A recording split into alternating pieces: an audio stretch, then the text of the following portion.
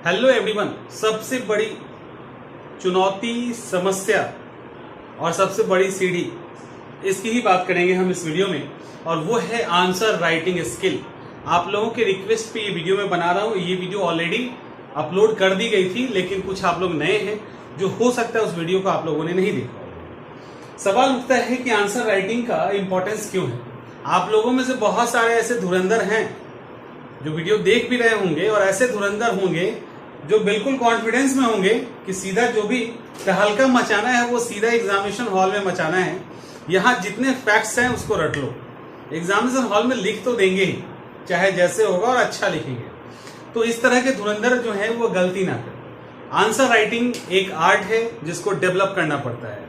Answer writing वो कला है, अगर आपने डेवलप कर लिया तो आंसर आपको अगर नहीं भी आता होगा, आपके पास पॉइंट्स कम भी होंगे, बेहतरीन आंसर लिख के खुश कर लोगे।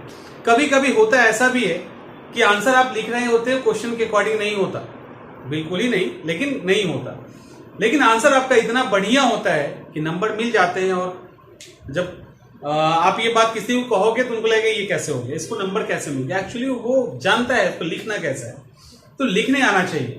बहुत जो एकेडमिक आंसर है उसके अंदर ऐसा भी नहीं कोई साहित्यिक टाइप लिखना है जो बहुत ही टफ है, लेकिन हमको कुछ बातों पर ध्यान रखना होगा जिसको हम इग्नोर कर देते हैं। वीडियो आपको पूरा देखना पड़ेगा। यहाँ पे हम कुछ एग्जांपल्स को भी लेंगे और तब बताएंगे कि किस तरह से आप आंसर पे या किस तरह से क्वेश्चन को अप्रोच करें जिसके कारण एक बेहतर आंसर लिख सके। सबसे पहले how to write a good answer क्यों जरूरी है, उसके पहले कुछ बेसिक बात कर लेते हैं। पहली बात, सबसे पहले आता है लोगों के नजर में कि किस तरह के, क्या दो पेन यूज करें कि नहीं, तो आप blue and black pen use कर सकते हैं, कोई इशू नहीं है।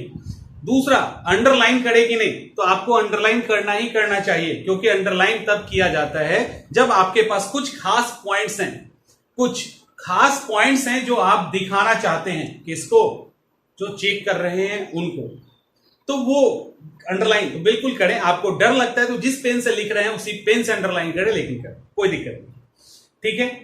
उसके बाद आपके आंसर के अंदर और क्या क्या होना चाहिए। हैंडराइटिंग पे भी बहुत लोग बोलते हैं, तो हैंडराइटिंग डेफिनेटली जो चेक कर रहा है उसको भी पता है 3 घंटे में आपको सवाल पढ़ने भी हैं, सवाल के बारे में सोचना भी है, एक फ्लो भी मेंटेन करना है, कंटेंट भी याद करके डालने हैं, तो डेफिनेटली हैंडराइटिंग तो गड़बड़ होगा। लेकिन गड़बड़ किस सीमा तक?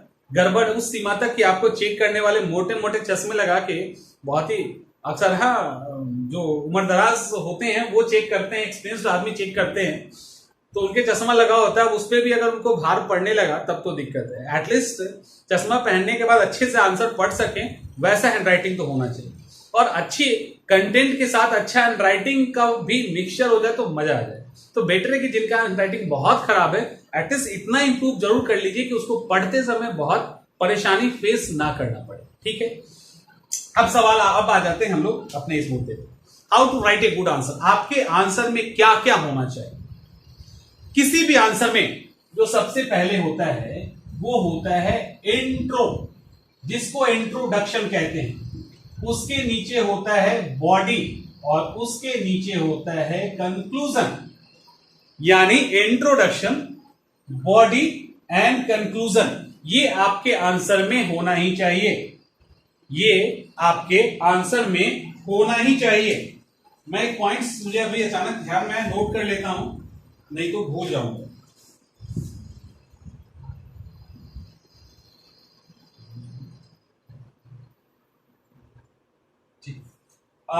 तो इंट्रोडक्शन, बॉडी एंड कंक्लूजन, ये तो होना ही चाहिए। आंसर कितना भी छोटा पूछे, कितना भी बड़ा पूछे, एक लाइन का लिखिए, एक पैराग्राफ का इंट्रोडक्शन डालिए, ठीक है। क्योंकि इंट्रोडक्शन पे भी उनके पास नंबर होता है अलग, बॉडी पर भी अलग नंबर होता है, और कंक्लूजन पे भी होता है। तो ये बॉडी कहां से है?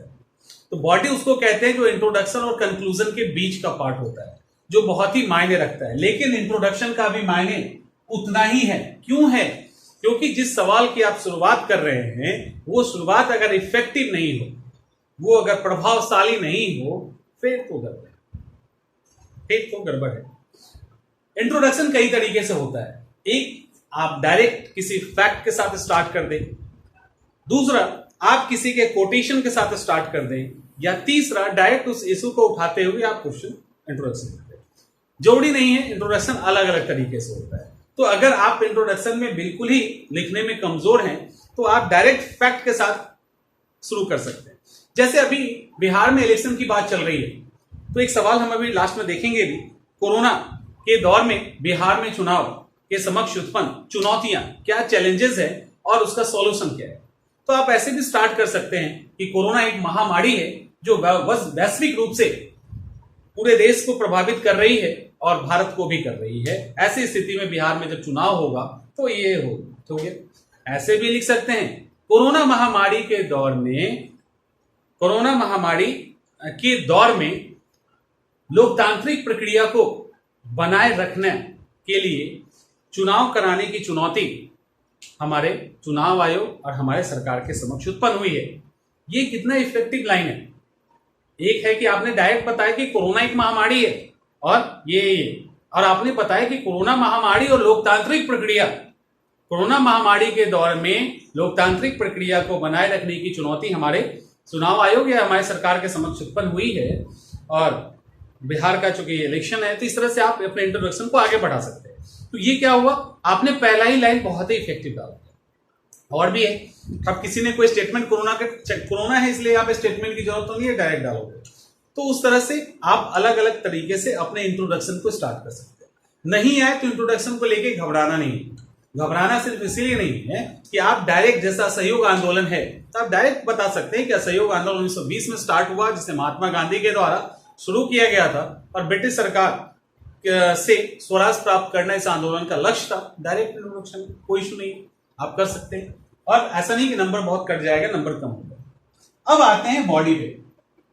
ये क्या है, बॉडी के अंदर, ये जो बॉडी है जिसको उस आपके सवाल का, उसके अंदर पॉजिटिव एंड निगेटिव, ठीक है, यानी पॉजिटिव और निगेटिव दोनों पक्ष होगा, सकारात्मक और नकारात्मक दोनों पक्ष होगा। कुछ लोग आपको सजेस्ट करेंगे कि आप पहले पॉजिटिव लिखें फिर निगेटिव लिखें। कुछ लोग ये भी सजेस्ट करेंगे कि आप पहले निगेटिव लिखें फिर जाके पॉजिटिव लिखें।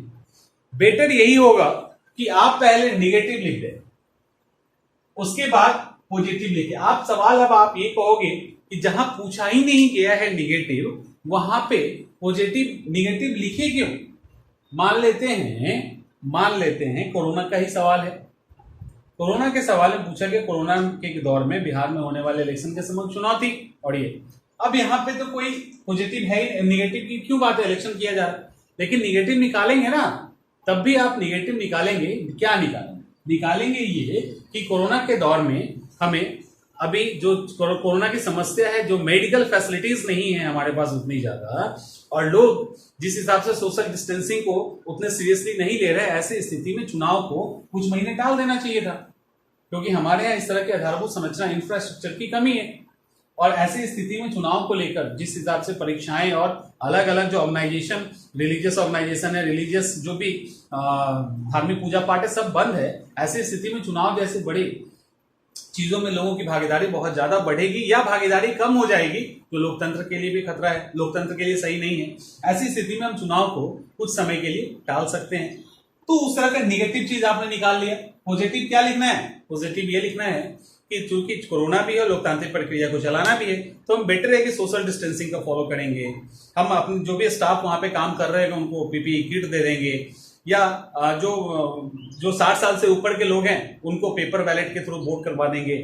कोरोना के अंदर जो पेशेंट हैं उनके लिए अलग सुविधाएं की जाएगी, सैनिटाइजर का यूज किया जाएगा, ये सारी चीजें, थर्मल स्क्रीनिंग की जाएगी। तो ये सारी चीजें करके हम एक सेफली जो है इलेक्शन को करवा सकते हैं। अब ध्यान दीजिए, पहले हमने क्या बोला, पहले बोला कि निगेटिव लिखो, फिर क्या बोला, पॉजिटिव लिखिए, क्योंकि ये साइकोलॉजिकल गेम है।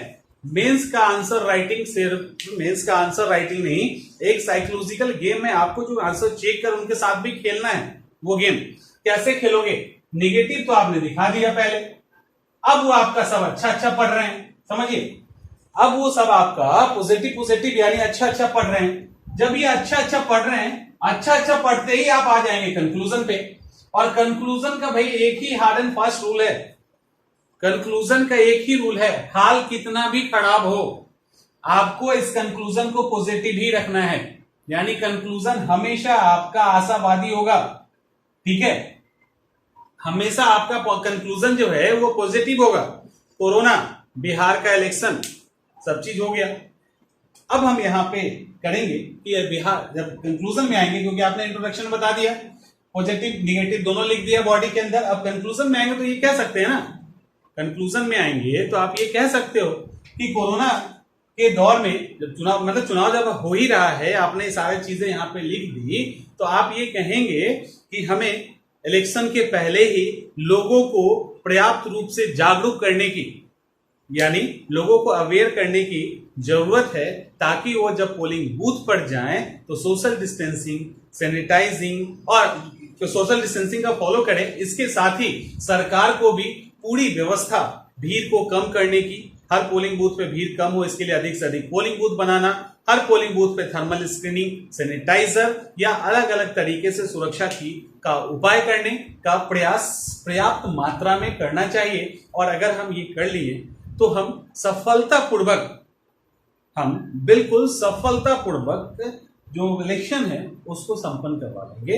और इस तरह से कोरोना के काल में भी जो लोकतांत्रिक प्रक्रिया है उसको बिना बाधित हुए कितना चलाएंगे, कोरोना के काल में लोकतांत्रिक प्रक्रिया को बिना बाधित हुए सुचारू रूप से हम उसे निरंतर रख सकते हैं। ठीक हो गया कंक्लूजन, यानी आपने बता दिया कि अगर हम ये चीज कर लेंगे तो फिर हमारा जो इलेक्शन है वो भी हो जाएगा अच्छे से, और सोशल डिस्टेंसिंग और कोरोना का जो इशू है वो भी उसको भी हम संभाल लेंगे। और आपका आंसर जो है वो पूरा हो गया। कहने का मतलब है, जब इंट्रोडक्शन करेंगे, बॉडी लिखेंगे और कंक्लूजन करेंगे, तो कंक्लूजन आपका हमेशा पॉजिटिव होना चाहिए। पहले भी शायद मैंने एग्जांपल दिया है कि अगर भारत का चीन के साथ लड़ाई हो जाता है, भारत कितने भी बुरे स्थिति में हो, हम मान ले कि चीन ने नॉर्थ ईस्ट पे अटैक कर दिया, नॉर्थ ईस्ट पे कब्जा भी कर लिया, काफी आगे आ चुका है इंडिया पे, तब भी अगर सवाल उस तरह का लिखना होगा तो हम वहां पे लिखेंगे कंक्लूजन में। ऊपर हम एक्सेप्ट करेंगे कि प्रॉब्लम है, लेकिन कंक्लूजन में क्या कहेंगे कि अगर अभी भी इंडिया सही रणनीति से काम करे, अभी भी इंडिया जो है स्ट्रेटेजिकल जो उनके तरीके हैं उसको सही तरीके से फॉलो करे, अभी भी जो है वर्ल्ड लेवल पे चाइना को अलग थलग करने की कोशिश करे, डिप्लोमेटिक एफर्ट करे, लोगों जो वर्ल्ड के और कंट्री है उससे मदद लेने की कोशिश करे, आज के डेट में भी हम चाइना को अपने देश से पीछे धकेल सकते हैं। रियलिटी क्या है, नहीं धकेल सकते, लेकिन कहेंगे क्या, धकेल सकते हैं। कहां कहेंगे, कंक्लूजन में, क्योंकि कंक्लूजन हमेशा हमको पॉजिटिव रखना है। वो क्या दिखाता है कि आप वो पर्सन हैं, जब आपको एसडीएम या आईएएस की सीट दी भी जाएगी तब भी आप बहुत आसानी से टफ सिचुएशन को भी हैंडल कर लो। ये तो आपको हो गया इंट्रोडक्शन, बॉडी और कंक्लूजन, और बॉडी के अंदर पॉजिटिव और नेगेटिव। अब यहां पे बॉडी को लिखना कैसे है, क्योंकि आप इंट्रोडक्शन भी लिख दोगे, कंक्लूजन भी लिख दोगे, लेकिन ये अहम है, जहां से आपकी पॉइंट्स निकलेगी, सबसे ज्यादा नंबर आपको यही मिलेगा। अब यहां पर मायने रखता है वो टेल वर्ड्स जो आपके सवाल के पीछे लगता है, और वो आपके सारे सवाल का नेचर बदल देता है, सारे सवाल को ही बदल देता है। ठीक है, तो एक एक करके उस शब्दों को देखते हैं। चलिए, अब कुछ वर्ड्स आपके सामने हैं, इसके कारण आपका पूरा आंसर फॉर्मेट ही बदल जाता है, इसको ध्यान रखना है।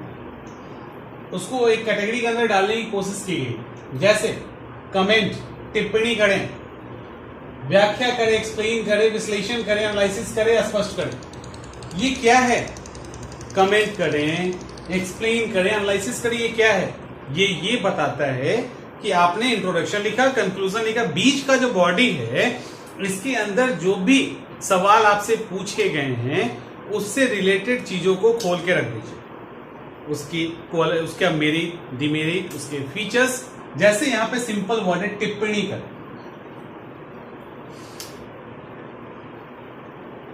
फेयर इलेक्शन करवाने में, यानी निष्पक्ष निर्वाचन करवाने में निर्वाचन आयोग की भूमिका पे टिप्पणी करें। ठीक है, टिप्पणी करें। अब आपको क्या करना है, फेयर इलेक्शन के लिए इलेक्शन कमीशन क्या क्या स्टेप उठाती है, उसको बताइए, उसके अंदर क्या क्या कमियां हैं उसको बताइए, दैट्स इट। एनालाइज भी वही करना है, एनालिसिस में भी वही करना है, विश्लेषण में आप उसकी क्या वो करती है, उसके लिए फेयर इलेक्शन के लिए क्या क्या स्टेप उठाती है और उसके अंदर क्या क्या कमियां रह गई, आप उसको बताइए, आपका आंसर पूरा हो गया। ठीक है, आपका आंसर पूरा हो गया। फिर अभी थोड़ा सा और बात करेंगे। यहां पे देखिए, मूल्यांकन करें, इवेल्युएशन, परीक्षा करें या परीक्षण करें यानी एग्जामिन। ठीक है, मूल्यांकन करें, परीक्षा करें या परीक्षण करें। अब ये जो इवेल्युएशन है और ये जो एग्जामिन है वो यहां से अलग हो गया, आपके इससे अलग हो गया। लेकिन होता क्या है, कुछ लोग इसको समझते नहीं। अगर सवाल यही पूछ दिया गया कि इलेक्शन कमीशन फेयर इलेक्शन करवाने के लिए इलेक्शन कमीशन के द्वारा जो भी कदम उठाए गए हैं उसका मूल्यांकन करें, उसका परीक्षण करें, तो कदम तो लिखेंगे, लेकिन वो कदम कितना सही है और कितना गलत है उसको भी साथ साथ एक्सप्लेन करते चले जाएंगे। यहां पे कमेंट में क्या करेंगे, कमेंट में हमारा इलेक्शन कमीशन क्या स्टेप उठाया है वो बता देंगे, उसके अंदर जो डिमेरिट है वो बता के बंद कर।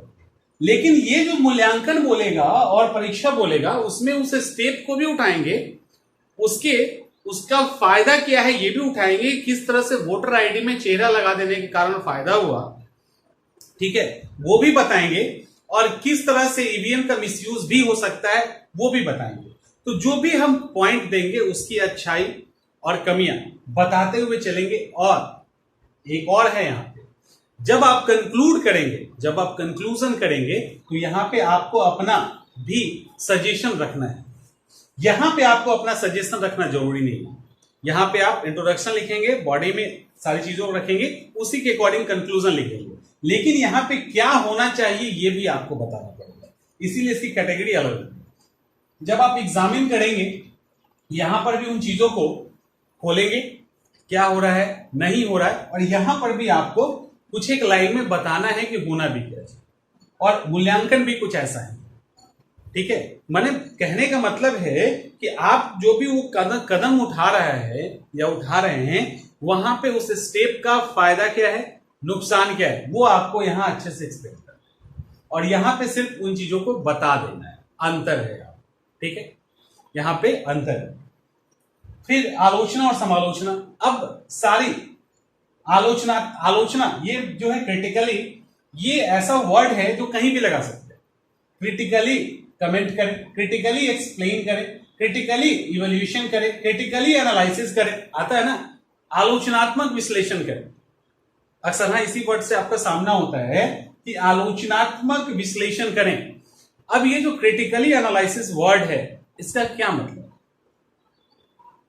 और जब क्रिटिकली लग गया, हम क्रिटिसिज्म तो कर रहे हैं, हम नियम ही है कि आपको क्रिटिसिज्म तो करना है, क्रिटिसिज्म में आप छोड़ नहीं सकते, लेकिन क्रिटिसिज्म का रेशियो जब ये आलोचना या क्रिटिसिज्म वर्ड नहीं लगा होगा, सिर्फ कमेंट यानी किसी पर्टिकुलर चीज को एनालिसिस करना है, तब आप जब एनालिसिस करेंगे तो कमियां तो निकालोगे, लेकिन टोटल अगर आपका 100% आपका बॉडी का पार्ट है तो उसके अंदर जो कमी होगी वो 30% निगेटिव होगा और 70% जो होगा वो पॉजिटिव होगा। अगर सीधा एनालिसिस लिखा हुआ है, एनालिसिस लिखा है यानी विश्लेषण करना लिखा है, तो आप 30% निगेटिव तो देंगे ही, निगेटिव के बिना आपका आंसर पूरा नहीं होगा, तो निगेटिव तो दोगे ही, लेकिन पॉजिटिव आपका 70% होगा। लेकिन जैसे ही क्रिटिकली एनालिसिस उसमें लग गया, ये चीजें पलट जाए, यानी अब 30% आपका पॉजिटिव हो जाएगा और ये 70% निगेटिव हो जाएगा, यानी उसके जो निगेटिव एस्पेक्ट्स है उस पर ज्यादा जोर देना है। अभी हम क्वेश्चन के थ्रू देखेंगे, ज्यादा जोर देना है। ठीक है, तो ये कैसे, तो ये क्रिटिकली लग गया, तो अब मतलब आपका आलोचना वाला पोर्शन लगभग 70%। ये कोई हार्ड एंड फास्ट रूल नहीं है कि इसको मेंटेन करना है, 10% आगे पीछे होता है, तो उस तरह से आपको अपने क्वेश्चन के अकॉर्डिंग आपको एनालाइज करना है। तो यहां पे टिप्पणी, एक्सप्लेन, विश्लेषण और स्पष्ट करें, इसका मतलब है कि आपको किसी भी सवाल का जो भी निगेटिव पॉजिटिव एस्पेक्ट है उसको खोल के रख दीजिए, दैट्स इट, और कंक्लूड करके बंद कर दीजिए। मूल्यांकन में उसके जो भी स्टेप हैं उसके एक एक स्टेप को आप सही और गलत तरीके से एनालाइज करें, और लास्ट में आपको अपना सुझाव भी देना, यहां पे जो भी। और फिर आलोचना का मतलब है ये कहीं भी लग गया तो वहां पे क्रिटिसिज्म वाला जो निगेटिव पोर्शन है वो उसका वैल्यू बढ़ जाएगा और उस अकॉर्डिंग आपको लिखना है। लेकिन जो इस अंतर को नहीं समझते हैं वो सेमी फॉर्मेट में जो उनको याद रहता है, जो लिखना चाहते हैं उसी फॉर्मेट में बिना ये टेल जो क्वेश्चन के पीछे जुड़ता है इसके इंपॉर्टेंस को ध्यान दिए हुए बिना लिख देते हैं, जिससे उनको ये तो लगता है कि उन्होंने बहुत ही बेहतर आंसर लिखा, उनका आंसर बेस्ट है, लेकिन नंबर नहीं मिला। कारण यही होता है, कारण है कि हम इन चीजों को भूल जाते हैं और जो चेक कर रहे होते हैं उनको वो चीज याद रहती है। तो ये कारण। सवाल यहां पे जो लिया गया है क्या है, सवाल ये है, 2-3 सवाल यहां पे आप लोग फंस सकते हो इस तरह के सवाल। अभी मैं सिर्फ बात कर लेता हूं उससे। जैसे बिहार के पिछड़ेपन का कारण प्राकृतिक आपदा है, परीक्षण करें। यानी बिहार के पिछड़ेपन का यानी बिहार के बैकवर्डनेस का रीजन जो है वो नेचुरल डिजास्टर है, प्राकृतिक आपदा है, परीक्षण करें, एग्जामिन करना है। आगे ये देखो एग्जामिन करना है, इस वर्ड की बात की गई है, सिर्फ कमेंट नहीं करना, एग्जामिन करना है। क्या करेंगे यहां क्या करें, यहां पे अगर ये सवाल आपके सामने है जो स्क्रीन पे भी दिख रहा है, तो सवाल आपके सामने तो बिहार के पिछड़ेपन के लिए एक इंट्रोडक्शन तैयार करेंगे कि बिहार किस तरह से पिछड़ा है, उनके जीडीपी क्या है, ये क्या है, वो क्या है, आप डालोगे और इसका रीजन प्राकृतिक आपदा भी है। लेकिन सिर्फ प्राकृतिक आपदा ही नहीं। अब आप नीचे जब लिखेंगे तो आप एक्सप्लेन करेंगे कि किस तरह से बाढ़ के कारण, सूखा के कारण, भूकंप के कारण, बिजली गिरने के कारण जो है किस तरह से